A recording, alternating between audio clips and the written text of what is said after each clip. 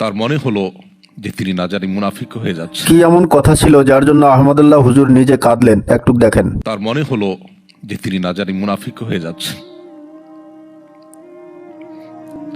দুর্ভাগ্য আমাদের যে আমরা নিজেদেরকে মুসলিম দাবি করি, আমাদের কোনো অ্যাসেট ছুটে গেলে সেটা নিয়ে আমাদের অনেক পেরেশানি হয়।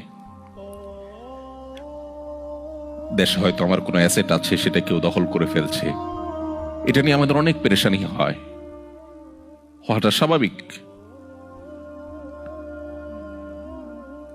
কিন্তু আমার ঈমান দুর্বল হয়ে যাচ্ছে কিনা, আমি কুফরের কাছাকাছি চলে যাচ্ছি কিনা, আমার ইসলাম দুর্বল হয়ে পড়ছে কিনা, সেটা নিয়ে আমাদের তেমন কোনো পেরেশানি হয় না, সেটা নিয়ে আমাদের কোনো চিন্তা হয় না।